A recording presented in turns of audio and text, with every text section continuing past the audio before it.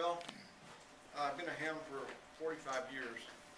I always wanted to go to see W0RU and operate it. And so I tried about 10 years ago. I was on a trip with my daughter over there looking for colleges, and they haven't. But so we made this side trip to Newington, Connecticut. And I was all ready and anxious to get there. And I rolled up in the parking lot, and there's like maybe one car there. And I get this sinking feeling. Well, it was Good Friday, so they were off. So, no go that time. But finally I made it back, and my daughter was working at a TV station over there in Hartford. So I get to see her and go see the ARRL at the same time. So, how many people have been there to the ARRL? Just Craig? Yeah. Hey. Great time. There you go. So, anyway, we'll... I didn't operate for like 2 years. Oh, okay. I just toured the station, but I had to go, so. Well, let me bring down the lights here.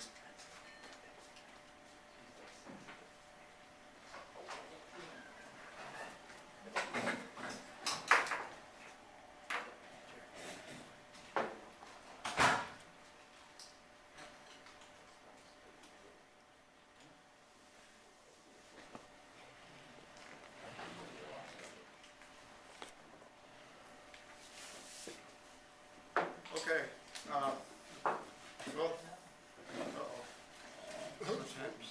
Automatic was going to the left arrow. Yeah, that'll stop it. I think so. No, it's not. I'll advance it for you. Hold it. Thanks.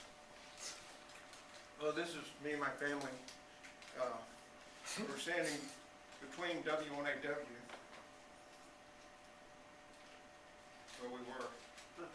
Just say it.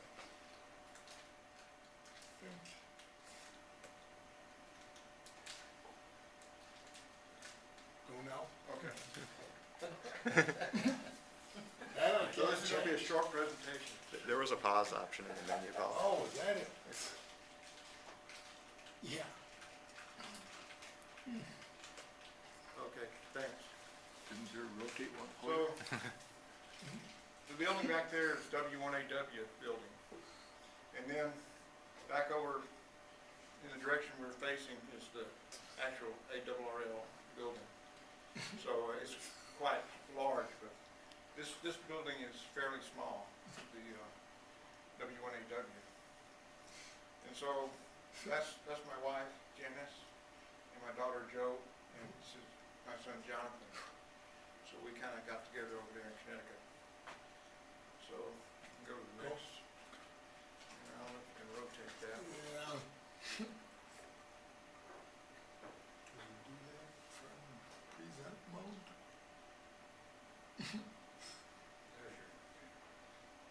Oh, there you go, yeah. Well, anyway, my daughter was nice enough to really get this thing arranged and set up for me.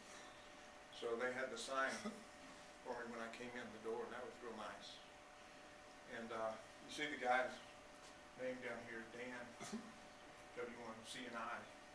He was our tour guide around headquarters, so he did a really great job. We had one other ham that was along with us.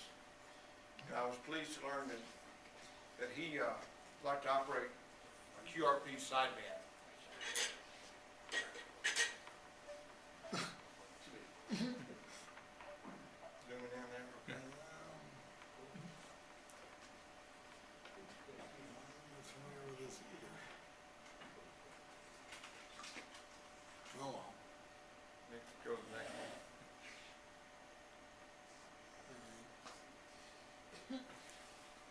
Okay.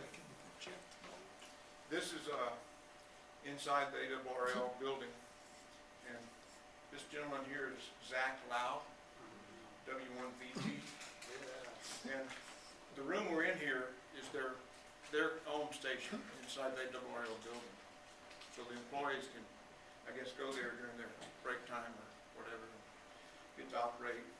And they have their own antennas up above that building. But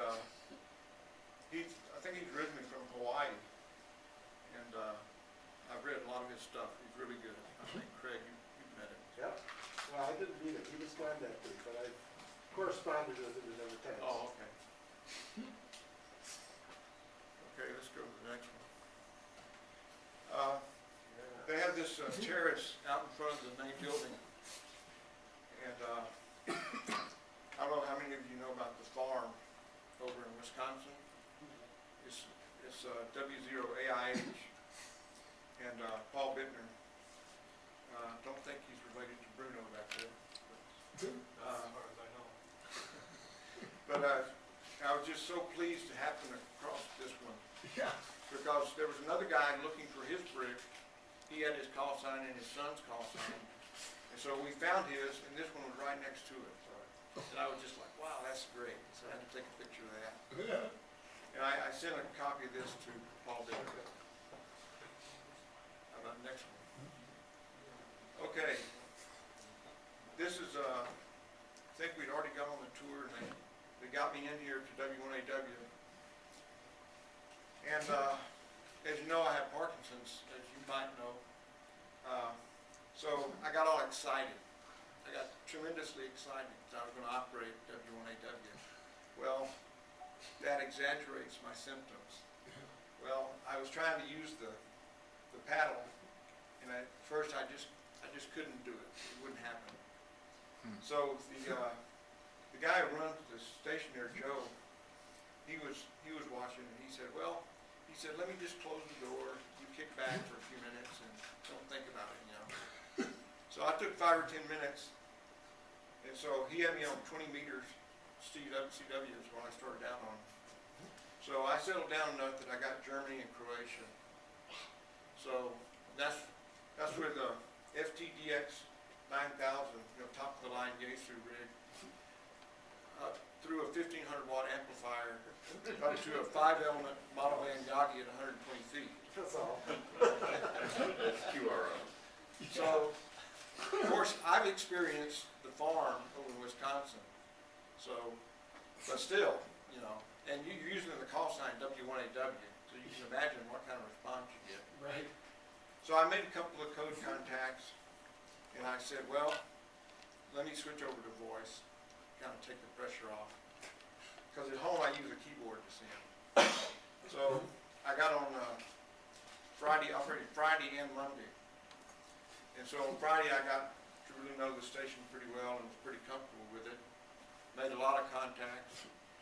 You get a pile up when you put out a call most of the time. So that was my first experience with really working where I was the hunted and not the hunter. And that was kind of fun, trying to sort it all out, Yeah. So on Monday, I put out the notice to our list and alerting people to the fact that I was going to be on like 14260 at a certain time. And so I put out the call there on Monday, and I think Chuck was the first one to come back. I had the antenna pointed over this way. So I got Chuck very easily, got a nice report. And then I got Bruce, AC0LL, and there's somebody else. Yeah, there you are. What? Yeah, the AE0SL. Yeah, I remember it now. It was nice working you. And then Tom, my brother, was monitoring at his home. So that was just a real kick, like when I got on there and I said, this is W0RU, is the frequency in use, and nobody said anything. And I tried it again, nobody said anything. So I put out the CQ, and there's Chuck. So it really helped me, just kind of calm down, But David, also your signal was like 40 over. Yeah. It was almost as good as my signal back. So, and it's just such a thrill to talk to these people. And that's why I stayed on 20-meter sideband, because I just kept working them, right? I mean, I thought about going to 15 or 10 meters, but I said, no, I want to get out as many contacts as I can. And about half the people would tell you, like, wow, it's really great to work W0RU, And the last contact I made was a guy I think it was in Indiana, KB9RL. And he was 89 years old.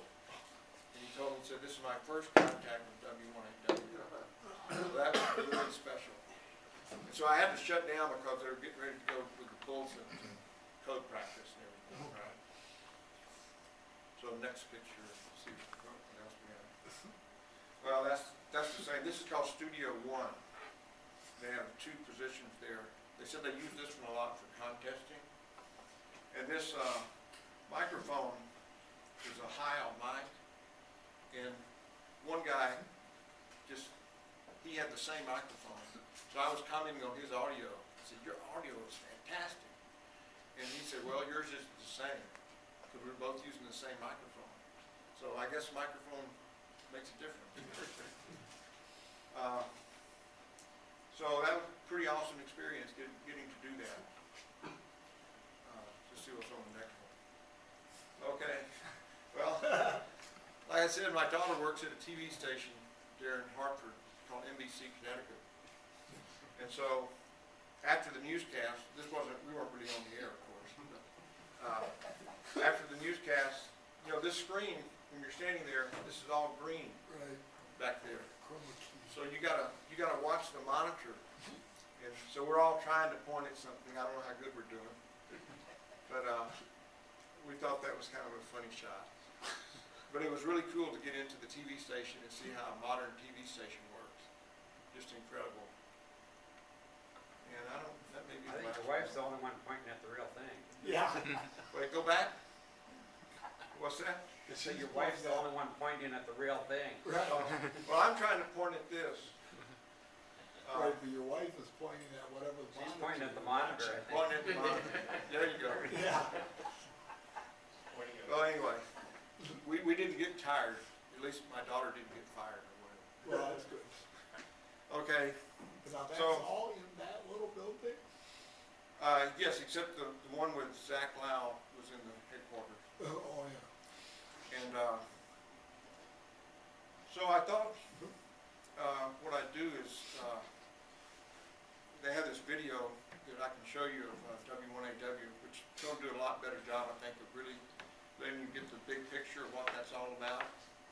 But I just really encourage you to try to get over there sometime if you can and see the place.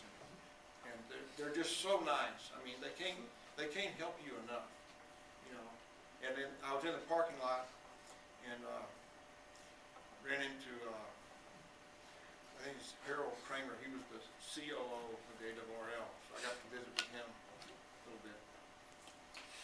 So let's see if we can find.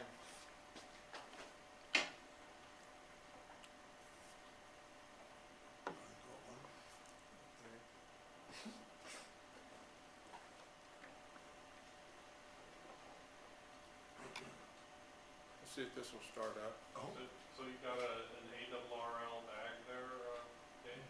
Yeah. You have to buy something to get that? Well, I bought a shirt. I don't know if the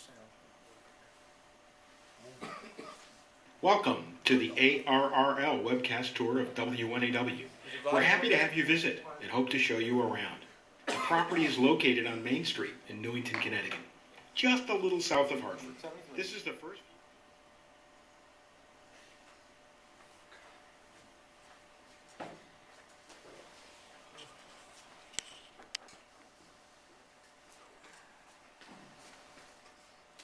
So I hope you like that. Yes.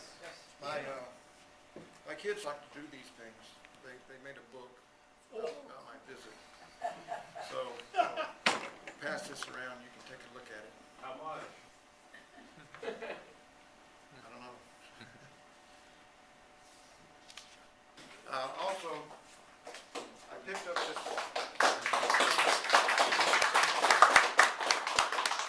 I picked up this book about Hiram Percy Maxim, who is considered to be the father of amateur radio. He's also called the Old Man.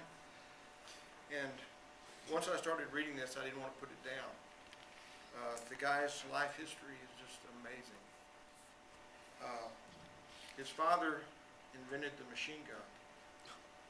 I think his uncle invented, it was called smokeless, must be gunpowder. Maybe Les can tell us about that. Oh, Maxim machine gun? Oh, smokeless powder? oh, I know a lot of it, but, well, I don't know the history of it. Oh, okay. I'm familiar with the Maxim machine gun. It was one of the first ones that had a crank on it. You have to be very careful when you shoot it, the thing will hit you in the hand. You know, if you listen to the History Channel or the gun thing, I work for Federal Carpenter, that's why But, I know a lot about shooting. Hiram Percy Maxim invented a silencer for guns. He was very much into, he liked to attenuate noise. He thought that noise had a very bad effect on people.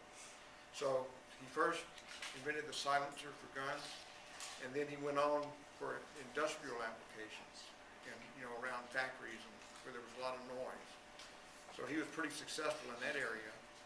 Also, he was involved with the early work on the production of cars. From the very early days of cars, he was there. And he actually had 49 patents related to the automobile. And in this book, it tells about how he would go out and test out the cars in all kinds of bad weather and take his wife with him. It was just, the guy was just amazing. It's like, how do you do all that? Another thing he did was he authored books and he wrote screenplays for movies. And so some of his screenplays were actually produced and did quite well out of Hollywood. And then they said he was very susceptible to getting colds. He had a big problem with that, and that's what finally got him. He was out west on a tour in the 1930s and came down with something, and a few days later he was gone.